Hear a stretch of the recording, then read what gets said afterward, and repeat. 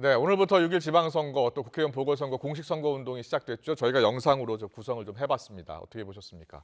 앞으로 13일 동안입니다. 유권자들의 표심을 잡기 위해서 여야가 치열한 열전에 돌입을 한 건데요. 또 내일 국회에서는 본회의에서 한덕수 국무총리 후보자 인준안 표결이 진행될 예정입니다. 여러 가지 정치권 이슈를 더불어민주당 이상민 의원님 그리고 국민의힘 이재호 고문님과 함께하겠습니다. 어서 오십시오. 예. 안녕하세요. 네, 안녕하세요. 여러 가지 여쭤볼 게 많은데요. 윤석열 정부 출범 22일 만에 치러지는 전국 단위 선거잖아요. 예. 이번 선거를 어떻게 규정하면 좋겠습니까? 한마디로 이런 선거다. 이번 선거 어떻게 규정하면 좋겠습니까? 이번 선거는 새로 출범하는 새로운 정권이 네. 일을 좀 할 수 있게 하느냐, 아니면 새로운 정권의 처음부터 발목을 잡느냐, 이런 선거이기 때문에 네. 국민들은 전반적으로 정권 새로 출범했으니까 좀 지방 권력도 좀 밀어주자, 이런 분위기라고 봐야죠. 예. 지금 이제 야당에서는 민주당에서는 견제가 필요하다, 독주를 견제해야 한다 이렇게 네. 지금 이야기하고 있는 거 아닙니까? 물론 집권 초기니까 예. 뒷받침해줄 필요도 있다는 점에 대해서는 수긍이 됩니다. 네. 그런데 그 윤석열 대통령이 대선 끝난 전은 물론이고 대선 끝나서 대선에서 승리한 이후 지금 대통령이 출범한 지금까지 예. 약 한 3개월 가까이 되죠. 이동안 너무 일방적이고 독선적으로 한다는 걱정을 많이 합니다. 예. 특히 최근에 그 한동훈 법무장관 임명은 네. 야당이 반발이 뻔히 보이는데도 바로 전날 국회 와서 협치하자. 네. 야당과 국회와 협의하겠다.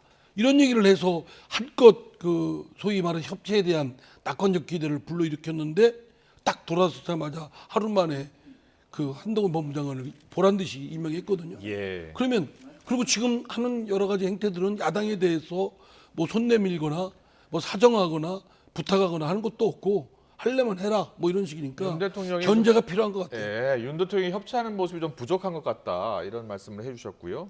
그래서 견제가 필요하다라는 이야기도 해주셨습니다. 여당이 새로 출범을 했기 때문에 정부 새로 출범했기 때문에 좀 유리하다 이런 분도 있지만 지난 대선 결과를 보면 그렇지도 않다 이렇게 보는 분도 있는 것 같아요. 그렇습니다. 예. 뭐 그럴 수도 있는 것이 그거는 지금 이 의원님 말씀하셨지만은 윤석열 대통령이 당선되고 인수위 기간 취임하기 전까지 한 약 2달 가량 시간이 있었지 않습니까? 그렇습니다. 요 기간이 소위 협치다, 소통이다 할 수 있는 가장 좋은 기간인데 네. 이 기간을 그냥 흘려보낸 거예요. 그거는 아주 윤석열 대통령 측으로부터 상당히 뼈아픈 실책입니다. 그렇군요. 예. 알겠습니다. 민주당 같은 경우에는요. 17개 광역단체장 가운데 8곳 목표입니다. 그리고 국민의힘은 9곳 이상이 목표입니다. 자, 각 당의 공동총괄 본부장 이야기 직접 듣고 오겠습니다. 냉정하게 보면은 네. 호남 외에 제주 정도까지가 우세고요. 네. 세종이 조금 우세긴 한데 미세한 우세고 네. 나머지 경기, 인천, 강원, 충남 정도가 우열이 왔다 갔다 하는 경합권이기 때문에 네. 사실은 냉정하게는 오늘 투표한다면 4개 이기는 거죠. 경합 지역에서 4분의 3을 가져와야 이제 제가 승리로 목표는 8개가 되는 거여서 수도권에 하나라도 이기면은 승리라고 볼 수도 있다라고 하는 것이 전체적으로 봐서는 저들이 조금 우세한 것으로 보이긴 합니다. 예. 그 실제로 저도 대전, 세종, 광주, 나주, 전주 이렇게 계속 벌거지게 천안을 돌아왔습니다만은 18학 민심은 굉장히 저희들에게 호의적인 것은 사실이고요. 전체 광역지자체가 17군데인데요. 대략 저희들이 최소한 9군데 이상은 이겨야 되지 않겠느냐라는 생각을 하고요.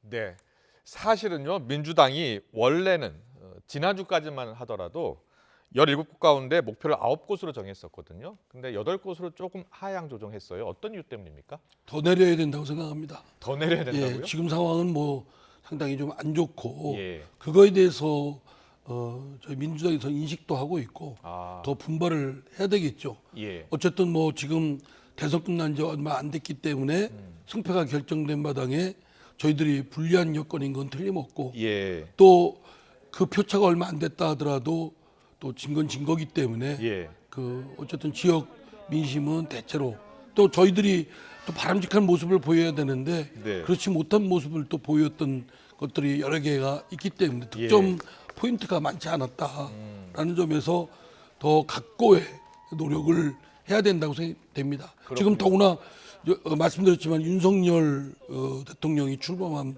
전후로 해서 네. 상당히 독조하고 독선적으로 일방적으로 하다 보니까 견제가 필요하다는 여론 또한 지금 좀 이렇게 모성모성 생기고 있다 생각합니다. 2018년 지방선거에서는 민주당이요 17곳 가운데 14곳에서 승리하지 않았습니까? 그렇습니다. 그때 쏠림 현상이 확실히 나타났거든요. 이번 선거는 전체적으로 어떻게 나올 것 같습니까? 이번에도 뭐 제가 보기에는 국민의힘에는 뭐 조심스럽게 9곳 뭐 이렇게 이야기하는데 네.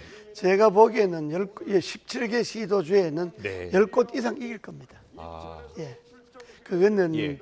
정권 교체가 되고 난 다음에 치르는 첫 번째 선거이기 때문에 네. 지방선거는 절대적으로 여당이 유리하게 되어 있기 때문에 예. 그렇다고 해서 야당이 또 계속 그 뭐 여러 가지 또 사건 뭐 성비 사건 이게 또 터지지 않습니까? 네. 그렇기 때문에 지금은 견제할 시기가 아니고 지금은 뭔가 좀 새로운 정부가 일을 하게 하자 막 이런 분위기이기 때문에 예. 그게 좀 우세일 겁니다. 그러니까 아마 그렇군요. 10곳 이상 이길 겁니다. 예. 네.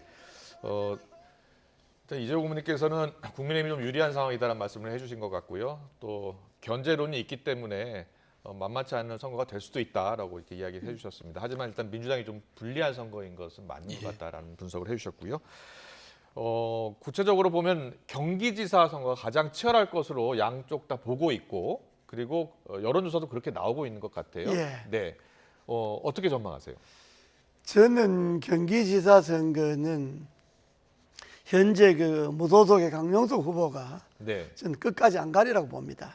지금 여론조사 결과 나오고 있는데 엎치락뒤치락 하고 있지만 그렇습니다. 강용석 후보가 5% 안팎 나오는 것 같아요. 그렇습니다. 2, 3%가 나온다 하더라도 네. 현재 그 김동연 후보와 김은혜 후보의 그 대결 양상으로 봐서 예. 강용석 후보가 들어가게 되면 아무래도 김은혜 후보가 조금 유리하겠죠. 예. 그러나 강용석 후보가 안 들어가면 안 들어가면요? 예측 불허인데 예. 김동연 후보가 될 수도 있습니다.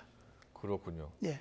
혹시요 단일화 가능성은 어떻게 보세요? 당내에선 단일화를 하지 않는 게 좋겠다는 의견이 많은 것 같은데요. 뭐 단일화 이런 것보다가 예. 강용석 후보가 그냥 스스로 본인이 들어가는 거죠. 예, 그렇지 않고 그냥 뭐 절차에 따라 단일화 하자는 건 안 될 겁니다. 그렇군요. 예. 민주당 입장에서는 경기지사 선거 반드시 이겨야 되는 선거 아니겠습니까? 그리고 지난 대선에서도 실제로 이재명 후보가 윤석열 후보를 앞선 곳이기도 하고요. 지난 뭐 2개월 전, 네. 3개월 전만 해도 어쨌든 5% 포인트. 예. 그 우리 민주당 이재명 후보가 앞선 것이기 때문에 네.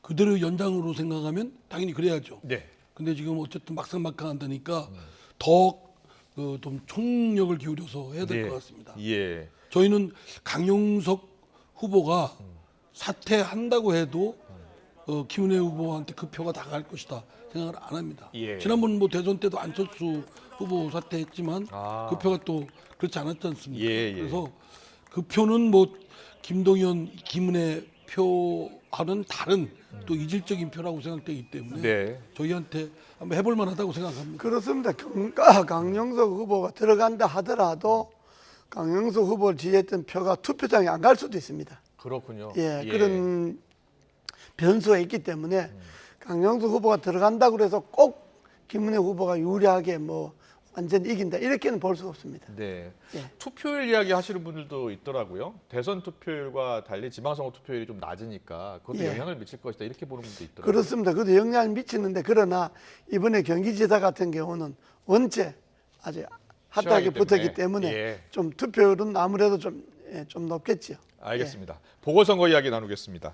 이번 보궐선거에는 잘 아시다시피 대선 주자급 거물 이재명, 안철수 후보가 등판한 선거이기 때문에 더 관심이 있는데요.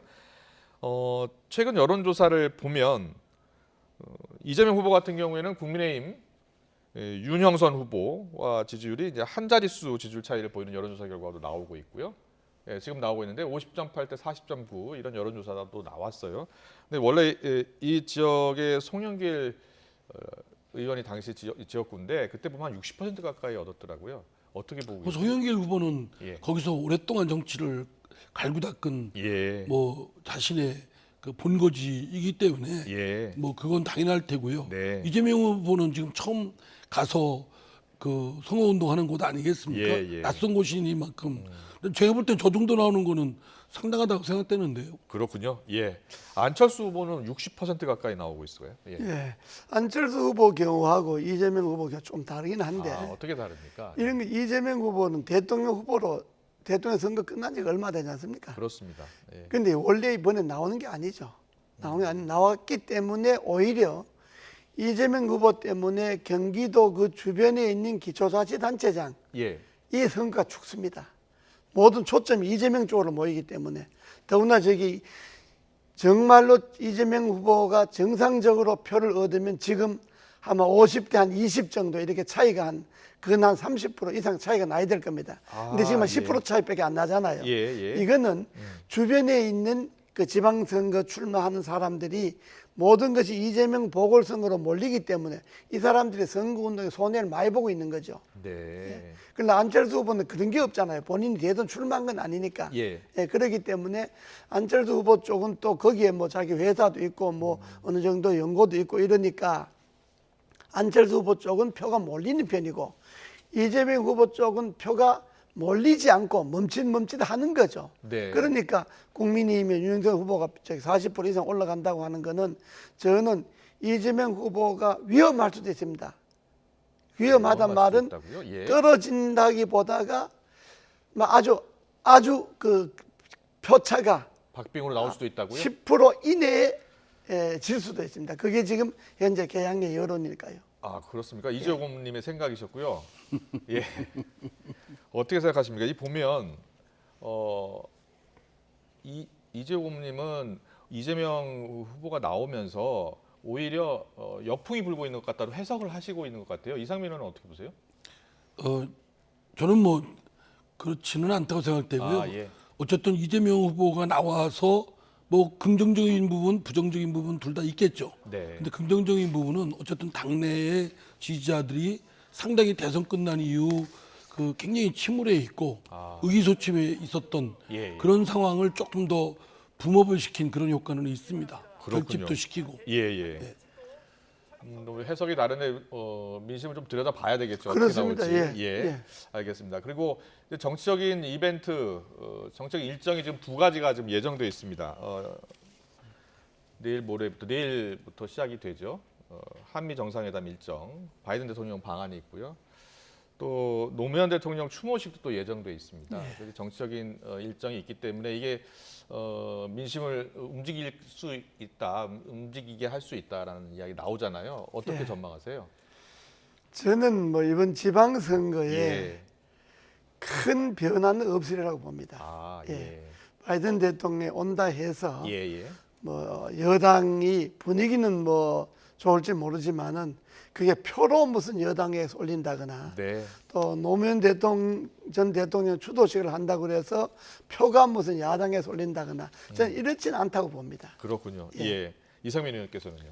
저는 아무래도 4년 전의 상황을 돌이켜 보면 예. 그때 남북 평화무드 또 북미 간의 회담이 굉장히 잘 됐던 그런 시점 아닙니까? 그러다 보니까 곧 직후에 있었던 그 지방선거에서 거의 저희 더불어민주당 후보들이 거의 뭐 휩쓸었어요. 예. 그때는 뭐 지방선거에 누가 일꾼이냐 뭐 이런 거 따져볼 것도 없이 더불어민주당 후보면 거의 뭐 이렇게 그 지지를 보내줬고 네. 이번에도 바이든 대통령의 그 방안으로 인해서 저는 상당한 효과가 있을 거라고 생각됩니다. 좋은 모습만 보이잖아요. 예. 정상회담 하면 뭐 지지고 싸우는 것보다는 예. 뭐 아주 뭐 멋진 모습만 보이니까 성과 발표하고 뭐 예. 공동선언문 발표하고 윤석열 예. 대통령한테는 이제 득점 포인트겠죠. 네. 근데 오만하지 말라라는 말씀 드리고 근데 싶고 김민석 오늘 공동총괄본부장은 이렇게 이야기하시더라고요. 5월 24일 이후에 보면 판세가 달라질 수 있다. 왜냐하면 23일 노무현 전 대통령 추도식이 좀 지난다면 그 대선 이후 잠들었던 민심도 서서히 기지개를 켤 것이다. 이렇게 또 보시던데요? 그 바이든 방안보다는 네. 매우 제한적이라고 제한적인 예, 것이다. 저는 그렇게 생각됩니다. 예. 뭐 효과가 있을지는 모르겠으나 그것은 좀 제한적이라고 생각되고 예, 예. 그렇기 때문에 더 더불어민주당이 각고의 분발의 노력이 필요하다. 생각됩니다. 그거는 뭐 바이든 대통령이 와서 그런 것이 아니고 네. 지난번에도 민주당이 문재인 대통령이 정권을 교체해서 네. 여당이 됐기 때문에 그 프리미엄으로 갔던 거고 예. 이번에 바이든 대통령이 오는 것이 뭐 북핵이라든지 동맹이라든지 뭐 중국 관계라든지 이런 거기 때문에 직접적으로 그 분위기 때문에 표가 좌우되고 이렇게 보다가 네. 여당이기 때문에 표가 가는 이 부분이지 꼭 바이든 대통령이 와서 뭐 표가 글로서 올린다 이런 거는 아닐 거예요. 뭐 다소 그렇군요. 영향이 있다 예. 하지만. 근데 여당 국민의힘 뭐 또 윤석열 대통령이 어쨌든 그 믿음을 주기보다는 네. 뭐 독주, 독선 뭐 이런 이미지가 더 저는 강화되고 있다고 생각됩니다. 예. 그거에 대해서 국민들이 견제를 해야 되겠구나. 이거 오만하게 그냥 둬서는 안 되겠구나. 이런 생각이 더 들지 않을까 싶습니다. 뭐 그렇기도 한데요. 네. 이제 뭐 취임한 지 이제 열흘 정도밖에 안 됐기 때문에 예. 뭐 물론 우리 저희들도 네. 같은 나이지만은 염려가 되는 점은 많습니다. 아. 대통령이 일방 통행으로 하는 게 염려되는 거는 많지만은 네. 그러나 그걸 평가하기에는 아직 뭐 이제 며칠 되지도 않았는데 좀 더 두고 봐야 될 것 그러니까 같아요. 며칠 되지도 않았는데 저런이 더 걱정되죠. 네, 네. 중간에 네. 가도 고치겠죠. 윤석열 대통령 이야기 좀 해보겠습니다. 한덕수 국무총리 인준 가지고 오늘 아침에 출근길에 기자들이 물어봤습니다. 어떻게 될 것 같냐 이렇게 물어봤더니 상식에 따라 잘 처리해 줄 것 같다라고 이야기했는데요. 직접 보고 오겠습니다. 내일 한덕수 총리 인준 표결인데요. 뭐 강조하고 싶은 말씀 있으실까요? 특별한 거 혹시 야당에 전하고 싶으신 메시지가 혹시 있으실까요? 글쎄, 뭐 잘 상식에 따라서 잘 처리해 줄 것으로 생각하고 있습니다. 정호영 후보자 관련해서 내일 한미정상회담 앞두고 어떻게 보셨어요? 어떻게 들으셨어요? 저거는 더 약 올리는 거죠. 약 올리는 아니 거라고요? 국회 가서 협착했다고 했다가 다음 날 야당의 반발이 뻔히 보이는 한동훈 법무장관을 임명해서 네. 야당이 지금 매우 경황돼 있는데 뭐 상식에 따라서 해줄 거로 생각한다라고 하면 대통령부터 상식에 따라 하십시오. 내일 민주당 의총 예, 열리죠. 예. 어떻게 하는 거예요? 당론으로 아니 좀 하는 저부터 거예요? 저는 당내에서 웬만하면 네. 좀 타협하고 해주고라는 쪽인데 네. 제가 생각할 때 제 생각이 지금 이 정도면 다른 의원들의 생각은 어떻게 그럼 했습니까? 부결될 가능성이 높다고 보시는 거예요? 높죠. 굉장히 높죠. 그렇군요. 어떻게 예. 예상하세요? 예상은 저도 뭐 부결될 것 같습니까? 부결될 수도 있다 보는데 아, 우선 예. 오늘 아침에 대통령께서 출근하시면서 그 기자들하고 네. 질문 답변한 것 아닙니까? 그렇습니다. 오늘 아침 출근. 예, 저는 적절한 답변이 아니라고 봅니다. 어떤 답변해야 됩니까? 상식에 따라 처리할 거로 본다 이렇게 이야기했잖아요. 그렇습니다. 만약에 부결시키면 민주당 상식이 없는 사람들이 돼버리는 거죠. 그렇게 될 수 있네요. 그러죠. 네. 그건 그렇게 이야기할 것이 아니고 예. 대통령께서 좀 생각을 하셔갖고 예. 내가 출근해서 보고를 받아보고 제가 필요하면 민주당 원내대표를 초청을 해서 내가 간곡하게 새 정부 출범하는 거니까 좀 도와달라고 부탁을 하겠다. 네. 민주당 지도부를 내가 오늘이라도 초청하든지 내가 직접 가든지 해서 정부 출범을 좀 도와달라. 이렇게 이야기를 하면 예. 국민들 보기에도 참 여유 있어 보이고 그렇겠네요. 소용해 보이고 네. 민주당이 보기에도 뭐 대통령이 직접 야당 지도부를 초청해 갖고 차라도 한잔 하면서 이야기를 나누어서 협조를 구하겠다 그러는데 그 토를 달 여지가 없잖아요. 네. 이렇게 좀 하셨으면 전국이 그야말로 참 지금은 시대 정신이 소통이잖아요. 어쨌든. 그렇습니다. 예. 그러면 대통령이 진짜 소통하려고 하는구나 이렇게 볼 텐데 뭐 상식에 따라 하겠죠. 그러면 이거 꼭 낱말 하듯이 하는 거 버리잖아요. 아. 약 올리는 거라니까. 예. 이거는 좀 제가 들게도 저렇게 답변하는 건 옳지 않는데 하는 생각이 들더라고요. 이번 주 초까지만 하더라도 민주당에서는 인준은 하고 나서 보자, 인준을 해주고 나서 보자 이런 이야기가 좀 나오기 시작했었잖아요. 그렇습니다. 한동훈 후보자 임명하고 난 다음부터 기류가 바뀐 겁니까? 그렇죠. 아니 상당히 격앙이 돼 있죠. 그렇군요. 물론 당내에서는 고민스러운 부분도. 그리고 지방선거를 앞두고 여러 가지 고민이 있는데 근데 뭐 지금 지방선거를 고민하기 이전에 네. 대통령이 저렇게 막 독주하고 일방하고 야당을 무시하고 깔아뭉개듯 하면 네. 야당으로서는 견제와 균형을 안 할 수가 없죠. 이게 권력의 초에 잘못하면 오만하게 비칠 수가 있죠. 그렇군요. 한동훈을 이제 협치하자고 해놓고 그 다음 날 엎었잖아요. 그렇습니다. 그러면 적어도 오늘쯤이면 내일이 민주당이 본회의 상정한다니까 정호영 장관 정도는 본인이 그만두게 하든지 네. 아니 임명을 철회하든지 해서 뭔가 정치라고 하는 거는 뭐 여당이 먼저 보여줘야 되잖아요. 네. 그래서 정호영 장관 정도를 그만두게 하고 아. 그러고 민주당 지도부도 직접 만나서 예. 좀 이야기를 협조를 구하고 이렇게 하면 민주당도 굳이 내일이 한덕수 총리를 그 부결할 만한 이유가 명분이 없었잖아요. 네, 네. 이렇게 좀 풀어가야 그럼 되는데 오늘 저녁이나 내일이라도 당장 그렇게 하면 어떨까요? 예, 그래서 그렇게라도 해줬으면 좋은데 오늘 저녁이라도 예. 내일 아침이라도 해줬으면 예, 예. 좋은데 뭐 저 한덕수 총리 인준 전에는 표결 전에는 뭐 정호영 문제 뭐 없다 이렇게 못을 박아버리니까 그렇습니다. 예. 이건 막 다 민주당들이 약 올리는 것처럼 보이고 예. 또 이게 좀 생각이 있는 사람들이 볼 때는 네. 권력이 오만으로 보이죠. 그러니까 그렇게 앞으로 하면 안 되죠. 예. 벌써 지금 대통령 취임한 지 불과 며칠 되지도 않았는데 벌써 이러니 네. 앞으로 5년의 그 윤석열 대통령의 국정 운영이 매우 걱정됩니다. 네. 그게 뭐 5년도 안 요대로 가겠습니까? 중간중간 변화가 있고 하지. 알겠습니다. 아니, 뭐- 과연 이 두 분이 이야기하시는 것 중에 윤석열 대통령이 내일 오전에 그런 어떤 예. 야당의 협치를 제안하는지 여부 좀 지켜볼 대목인데요. 일단 오늘 전해진 것은 대통령실 고위 관계자 말은 인준 전까지 아무 액션이 없을 것이라고 했으니까요. 아니, 혹시 그러니까 내일 그게- 아침에 바뀔지는 그게- 몰라요. 그러니까 그게 권력의 오만인 거예요. 알겠습니다. 오늘 두 분의 말씀은 여기까지 듣겠습니다. 더불어민주당 이상민 의원, 국민의힘 이재호 고문과 함께했습니다. 잘 들었습니다. 예. 감사합니다. 예. 고맙습니다.